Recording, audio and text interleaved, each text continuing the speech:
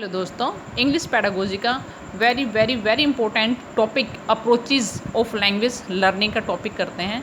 और इसमें से आज हम 12th मेथड करेंगे। और इन मेथड में इतने इंपॉर्टेंट है ये, इनमें से एग्जामिनर किसी भी मेथड को उठा लेता है और उसमें से एक दो क्वेश्चन हमारे आते हैं। बच्चों को मोस्टली इतना भी नहीं मतलब पता होता कि हमारे मेथड्स हैं कितने।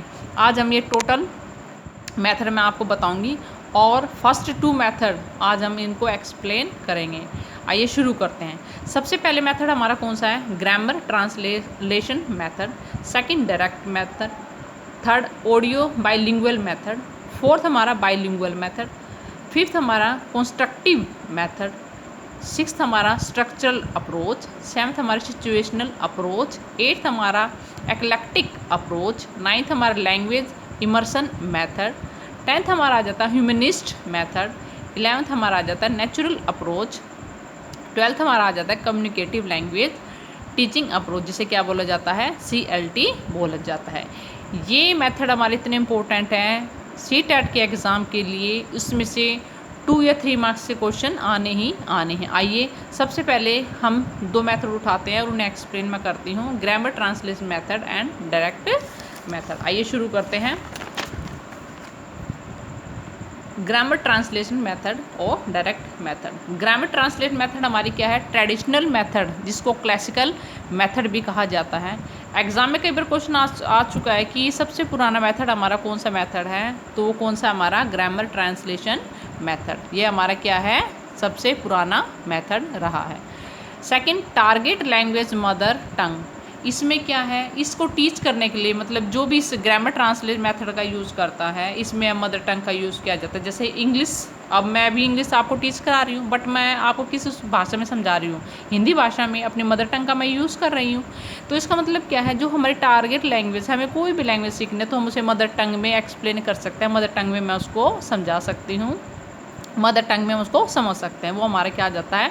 Target language mother tongue. किसमें? ग्रामर ट्रांसलेट मेथड के अंदर। Focus on rule return text. किस पे फोकस किया जाता है? रूल पे। और रिटर्न टेक्स्ट पे ज़्यादा फोकस किया जाता है। मतलब बच्चों को रूल समझा दिए, रिटर्न में लिखवा दिया, ये हमारे किसके अंदर आ जाता है? ग्रामर ट्रांसलेशन मेथड के अंदर आ जाता है। ग्रामर टोट डिडक्टिवली। इसका मतलब क्या है?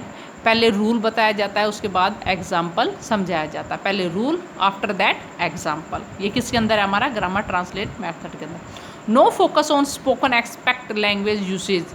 इसमें क्या है? इसका एक थोड़ा इसका नेगेटिव पॉइंट भी है इसके अंदर हमारा। नो फोकस ऑन स्पोकन, इसमें किसी भी तरीके से कोई स्पोकन पे या आपस में कम्युनिकेशन पे कोई भी ध्यान इस ग्रामर ट्रांसलेट मेथड में नहीं दिया जाता।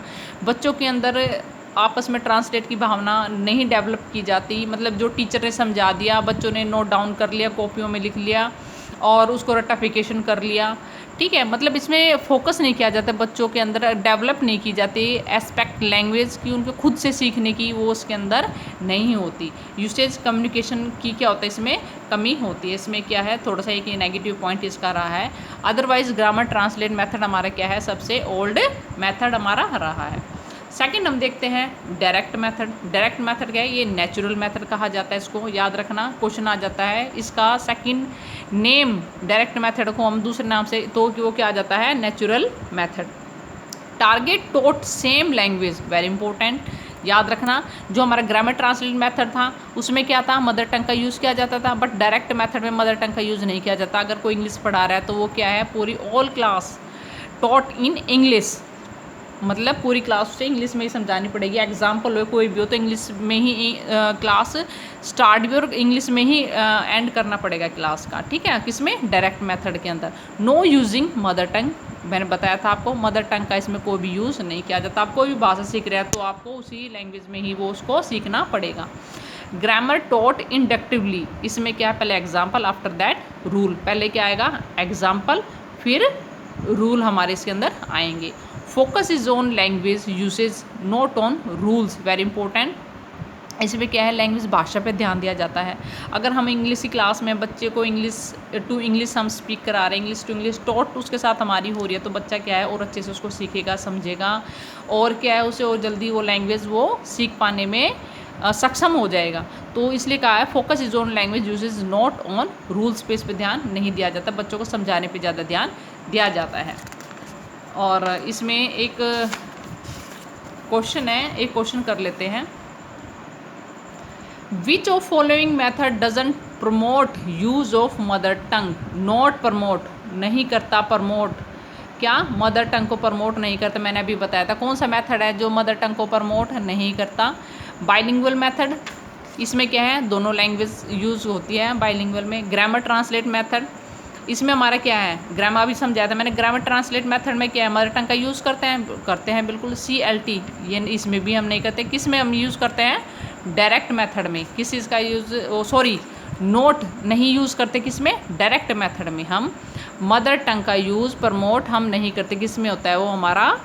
डायरेक्ट मेथड में मदर टंग का यूज़ नहीं होता है। आई होप आपको वीडियो पसंद आई होगी। Please subscribe my channel, like my channel. Thank you.